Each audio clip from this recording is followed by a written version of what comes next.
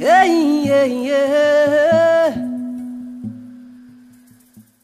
m'appelle Céloi Luste-Boulbina, je suis philosophe, je travaille sur la décolonisation des savoirs. J'ai publié déjà plusieurs livres, dont le dernier s'intitule L'Afrique et ses fantômes, sous-titré Écrire l'après, que j'ai publié l'année dernière aux éditions Présence africaine. Et je travaille beaucoup avec des artistes parce que je considère que les artistes participent eux aussi à la décolonisation des savoirs, comme on a pu tout à l'heure le constater par exemple, notamment bien sûr avec la conversation que j'ai eue ici à Raw Material avec le grand Barthélemy Togo.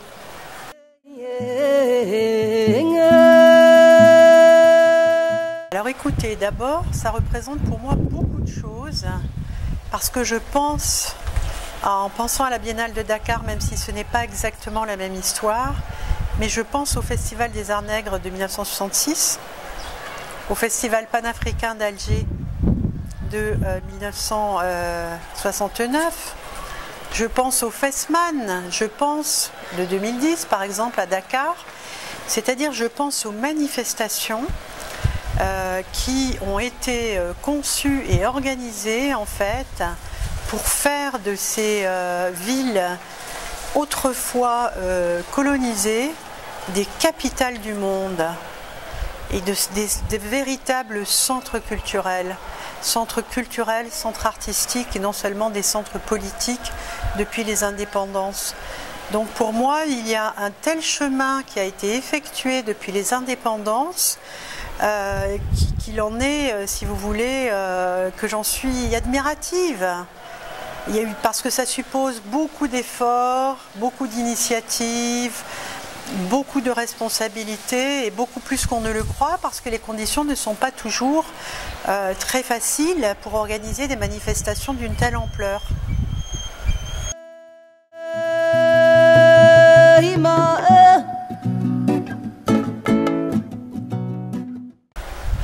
Alors dans ce livre, en fait, j'ai travaillé sur des questions qui continuent à se poser dans tout le continent africain, quoi que ce soit selon les pays de façon différente.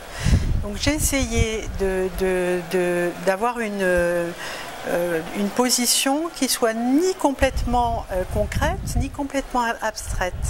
C'est-à-dire qui tienne compte du fait que le Sénégal n'est pas le Cameroun n'est pas l'Algérie, et d'un autre côté, il y a des questions au Cameroun, au Sénégal et en Algérie qui se posent et qui peuvent être similaires.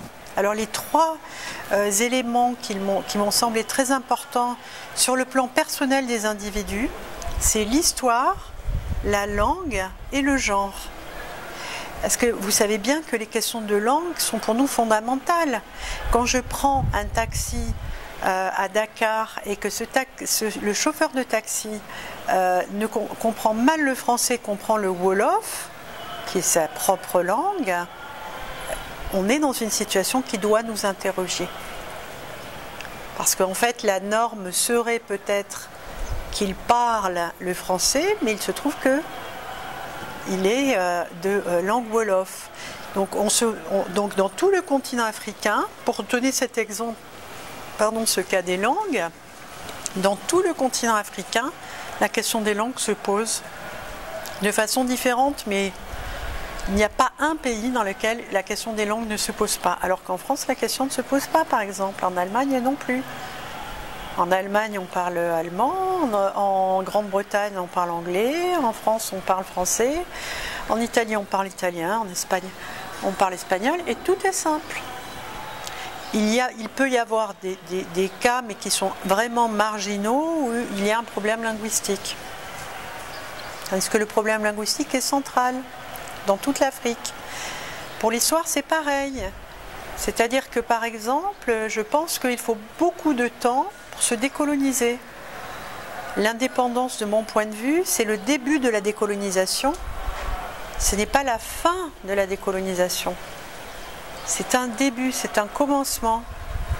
Et c'est un commencement qui demande, après, qui demande encore beaucoup d'efforts, d'énergie, etc., de lutte aussi, pour que, si vous voulez, la philosophie, dans ce qui est dans mon domaine, c'est-à-dire le domaine intellectuel, le domaine culturel, que ces cultures ne soient pas subalternisées, pour que les philosophes que l'on peut trouver en Afrique soient considérés à leur juste valeur, etc., etc., puisque je dis cela parce que je vais bientôt publier à Alger un recueil d'entretiens avec des penseurs du continent, Fabien Iboussi Boulaga, Souleymane Bachir Diagne, Achille Membe, etc., et bien d'autres, il y en a 10.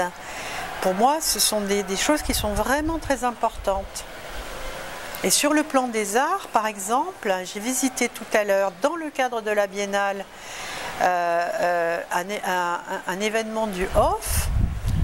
Je dis cela parce qu'une biennale, en fait, c'est une multiplicité d'événements.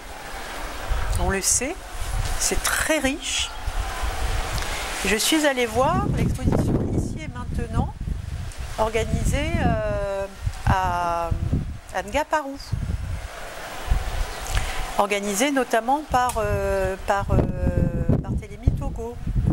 C'est une exposition magnifique qui, pour moi, est le signe manifeste d'une décolonisation vraiment prolongée, approfondie du continent africain. Et cela me fait plaisir. Je ne suis pas indifférente, si vous voulez, à ces questions. Et quand j'assiste à des faits de ce genre, je suis vraiment ravie.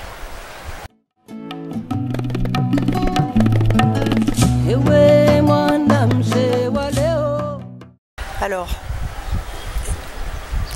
c'est d'abord la situation, c'est une situation, il faut penser à la situation générale que l'on trouve dans le monde entier, à savoir qu'il y a beaucoup plus d'artistes proportionnellement qu'il n'y en a eu dans le passé. Donc il y a plus d'artistes, il y a plus de personnes qui choisissent en fait le champ de l'art, qui devient un champ extrêmement difficile, extrêmement concurrentiel. Cela vaut dans les pays occidentaux, cela vaut dans d'autres pays que les pays occidentaux, j'entends les grandes puissances mondiales, les grandes puissances économiques mondiales. La deuxième chose, donc, il est vrai qu'une partie importante des artistes vit mal de son activité. Une partie aussi vit très bien de son activité d'artiste. Et il y a des artistes africains qui ont beaucoup de succès. Shoni Barré, Togo, Atia, et j'en passe beaucoup. Je ne vais pas énumérer tous ces artistes qui ont eu, Zineb Sedira, pour donner un exemple de femme. Ce sont des artistes qui ont rencontré quand même beaucoup de succès. Mais il est vrai que les collectionneurs sont beaucoup moins souvent africains que européens ou américains. Ce qui déséquilibre la situation des artistes qui vivent dans leur pays, au Cameroun, au Sénégal, au Burkina, en Algérie, enfin, et dans d'autres pays, bien sûr. Je n'en ai nommé, bien sûr, que quelques-uns. Tandis que les artistes de la diaspora, qui vivent dans les grandes métropoles internationales, avec des collectionneurs, si vous voulez, internationaux, peuvent rencontrer plus de facilité du fait même qu'ils sont achetés. Parce que combien y a-t-il de galeries dans le continent africain? Combien y a-t-il de galeries? Combien y a-t-il d'agents d'artistes, etc. Alors on sait qu'il y a des personnes, et notamment des femmes, à commencer par Koyo Kuo, qui a créé Raw Material, dans lequel nous nous trouvons aujourd'hui, qui œuvre en fait pour le développement et l'émergence d'artistes, notamment d'artistes du continent. Je pense à Marianne Niemsi, je pense à Christine Yéné, je pense à Elisa Tangana, enfin bon, il y a un certain nombre de femmes, à Bissi Silva, il y a un certain nombre de femmes qui sont extrêmement dynamiques et qui vivent ici sur le continent. par exemple Koyo ou Bissi Silva par exemple. Et leur rôle est absolument fondamental. Je pense que l'histoire retiendra leur nom parce que leur action, leur énergie, leur persévérance aussi paye. Et il y a des artistes qui ainsi deviennent de mieux en mieux, non pas seulement de plus en plus connus, mais de mieux en mieux connus. Parce que c'est pas seulement une question de cote et de vente, c'est aussi une question de connaissance des artistes et des œuvres, et qui permet de comprendre exactement ce qu'ils proposent, quelles sont leurs préoccupations, etc. Et donc ça, il y a tout un travail, il y a le travail des artistes et il y a tout un travail autour des artistes aussi pour le faire connaître. Ce qui laisse un point un petit peu sur lequel nous avons, puisque je suis algéro-française et je parle aussi en faisant partie du continent, du nord de ce continent, nous avons aussi un déficit de critique. Il y a peu de critiques qui se fait ici et de critiques de dimension internationale, je dirais. Vous comprenez? Donc, parce que les critiques, ce sont aussi des relais dans la connaissance des œuvres, dans la médiation, dans l'accès au travail des artistes, etc. Et en réalité, on a tendance, de façon quelquefois un peu idéaliste, à penser l'artiste comme s'il était isolé, alors qu'un artiste vit à côté ou en concurrence d'autres artistes, qu'il peut être formé par des artistes, qu'il vit avec des commissaires d'exposition, avec des collectionneurs, avec des galeristes et avec des biennales. Parce que les biennales, je reviens sur la question des biennales, scène très particulière, n'est-ce pas, avec beaucoup de projecteurs, des mises en scène très particulières d'un état donné de l'art dans le monde et en l'occurrence de l'art dans le continent africain, pour ce qui nous concerne ici à Dakar.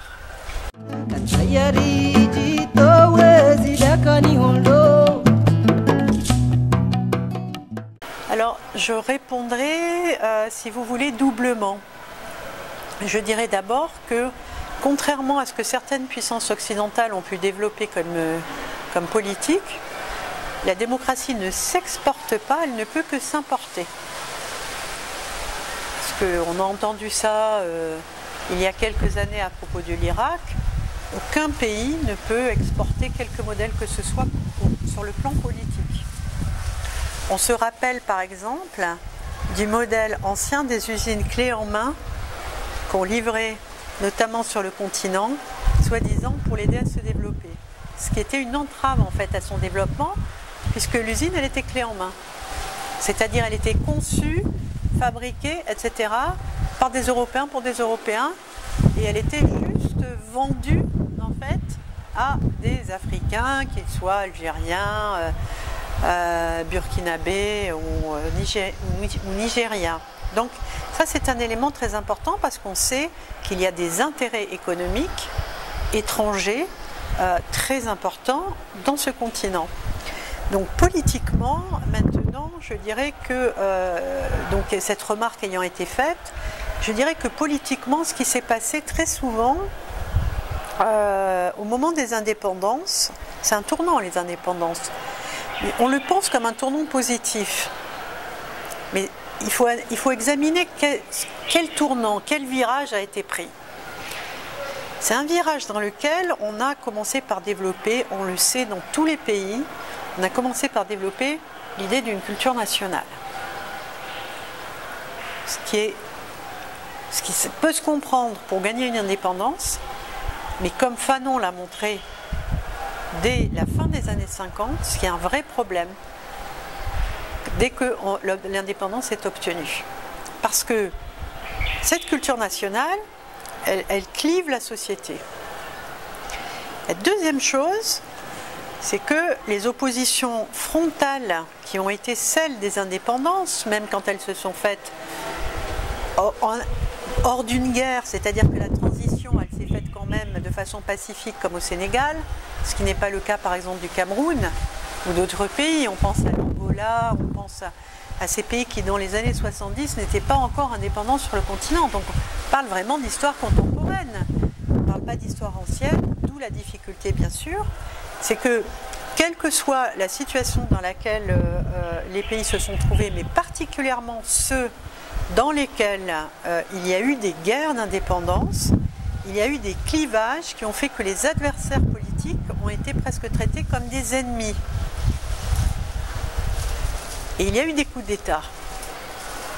Les indépendances, l'après-indépendance plus exactement, a été marquée dans tous les pays. Si on fait le tableau des coups d'État dans le continent africain après les indépendances, on se rend compte qu'il y a eu un responsable au moment de l'indépendance et puis il a été tué ou éloigné, mis en prison, comme dans le cas de l'Algérie, Ben Bella qui est resté dans le Sahara, je ne sais où, pendant des années et des années, avec le coup d'État d'Ouari Boumedienne en 1965, soit 3 ans après l'indépendance. C'est le cas de tous les pays, quasiment. Après, il y a des exceptions, bien sûr. Mais c'est un phénomène qui est quand même un phénomène extrêmement large.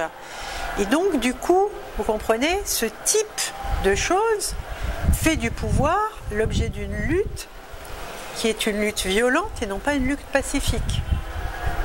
Une lutte violente par l'élimination physique, par l'emprisonnement, par les mauvais procès. Hein, nous savons cela. Et donc, du coup, dans l'institution, pas la constitution, parce que les constitutions, elles ne correspondent pas nécessairement à l'état du pays, mais l'institution de ces gouvernements et de ces pays a largement fait la part belle au gouvernement plutôt qu'à l'État et à l'indépendance des institutions. Parce que pour qu'il y ait démocratie aussi, il faut qu'il y ait une indépendance des institutions. S'il n'y a pas d'indépendance des institutions, il est impossible qu'il y ait une démocratie parce que le président peut faire demander un certain nombre de choses qui vont être exécutées.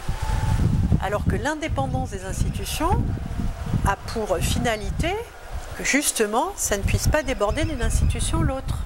Et à ce moment-là, on a véritablement un État. Et donc très souvent, les gouvernements sont forts, mais les États sont faibles. Donc il y a une espèce de dissymétrie, si vous voulez, dans le rapport du gouvernement à l'État, vous comprenez ce que j'entends. Alors donc on a un gouvernement et une administration, la bureaucratie. Vous voyez ? Et donc plus il faut ajouter à cela la difficulté, une autre difficulté que Fanon avait repérée avant même que toutes les indépendances soient obtenues en Afrique, il avait repéré l'existence d'une bourgeoisie nationale. Une bourgeoisie nationale qui ne vit que dans son rapport au gouvernement et qui ne se développe que dans son rapport au gouvernement. Et ceci est un frein à la démocratie. Parce qu'il y a une collusion des intérêts politiciens des uns et des intérêts économiques des autres qui sont parfois les mêmes que les premiers. C'est le grand phénomène de la corruption. C'est-à-dire une richesse qui vient de la politique, qui ne vient pas directement de la société civile. Ça, c'est un énorme handicap dans nos pays. On sait que nous sommes dans des pays de très forte corruption. Plus les pays sont riches, presque plus la corruption est importante. On pense à tous les pétrodollars qui circulent dans les sociétés panaméennes ou dans les banques, ou autrefois dans les banques suisses. Mon rapport à Fanon, c'est un rapport qui est d'abord affectif. C'est un rapport très affectif parce que voici un homme qui est né en Martinique, qui s'est engagé pour les Français, qui a découvert quand il était engagé dans un régiment français qu'il y avait des régiments d'indigènes, notamment les tirailleurs sénégalais, et qui n'étaient pas dans le même régiment, dans le même type de régiment, alors qu'ils défendaient la même cause. Donc déjà, ça a été une première dissymétrie qui a forgé sa conscience critique. La deuxième chose, c'est que c'est un homme qui a été rejeté par son institution. Il a proposé peau noire, masque blanc comme sa thèse de psychiatrie. On lui a refusé en disant que cela n'avait rien à voir avec la psychiatrie. refaire une thèse. Et il a publié Peau noire, masque blanc en 1952. Il publie cette thèse, il publie ce livre, pardon, il a soutenu sa thèse et il est envoyé, venant de la périphérie, dans une autre périphérie, à savoir l'hôpital psychiatrique de Blida-Joinville en Algérie, en pleine, quasiment en pleine guerre d'Algérie. Enfin, il est arrivé en 1953, à la veille de... et il est mort en 1961. Pour nous, c'est un martyr de la Révolution. Et il écrit Les damnés de la terre, pour une révolution africaine, etc. Et c'est quelqu'un qui a compris, parce qu'il avait, je pense, il était un petit peu aussi décalé par rapport aux combattants du pays, je parle d'Algérie, il a compris, par cette distance critique, n'est-ce pas, qui venait non seulement de sa formation, mais de fait qu'il venait d'ailleurs, de Martinique, qu'en fait, il n'y avait pas suffisamment de réflexion dans les mouvements d'indépendance, dans les mouvements indépendantistes, sur ce que les gens voulaient pour l'après. Ils voulaient l'indépendance. Mais l'indépendance, pourquoi? C'est une grande question. C'est une très grande question. On comprend bien sûr que l'indépendance ne peut pas être un objectif en lui-même. On veut l'indépendance pour pouvoir vivre de telle et telle façon, mais de quelle façon? Voyez? Et donc il a perçu de façon extrêmement précoce des problèmes et qui se sont trouvés posés réellement, complètement, et qui n'ont pas toujours trouvé de solution. Parce qu'il y a des pays dans notre continent qui sont très mal étiquetés par Transparency International, par exemple. Et c'est un problème.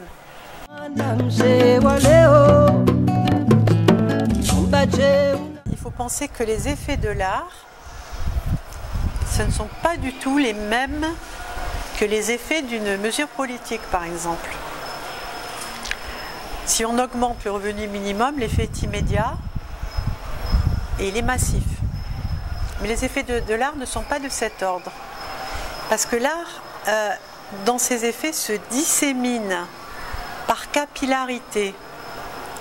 Par exemple, une conversation avec un artiste peut faire comprendre telle chose, qui va faire aller voir telle œuvre, qui va mener à tel chemin, qui va conduire à tel autre artiste, etc., etc.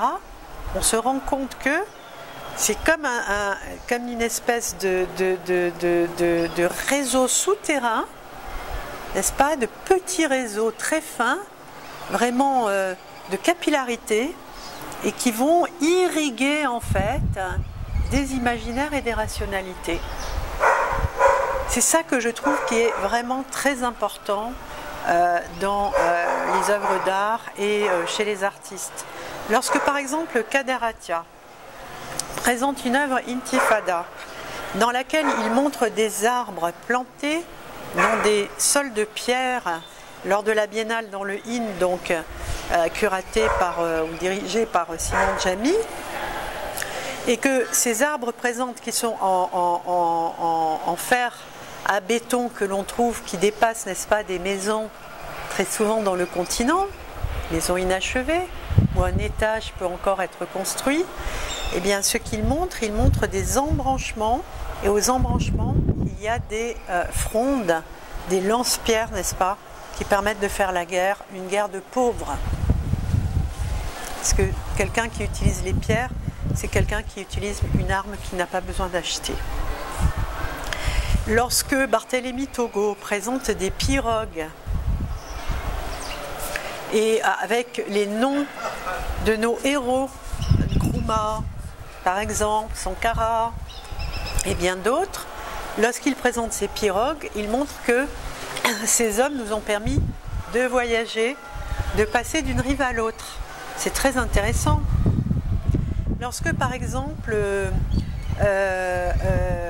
Jean-François Beauclé, qui est aussi un artiste qui participera demain à une conversation, fait une performance à la gare ferroviaire dans un programme curaté par Nadine Bilong, une performance qui s'intitule Consommons racial, puisque on peut boire du cacao banania, on peut manger du riz Oncle Ben's, etc., etc., etc. On consomme largement racial dans le monde encore aujourd'hui. C'est très intéressant, ça permet de mettre le doigt sur quelque chose auquel on ne prête plus forcément beaucoup d'attention. C'est très important, etc., etc. Donc, je trouve que ce travail, en fait, nous nourrit. Et cet aliment, vraiment, cet aliment dont je dirais que c'est un aliment spirituel, hein, c'est intellectuel, c'est esthétique, bien sûr, c'est visuel, quelquefois c'est sonore, comme ici, eh bien, c'est un aliment, bien sûr, qui nous permet d'avancer dans nos élaborations quand on est un intellectuel, par exemple, ou une philosophe, comme je le suis.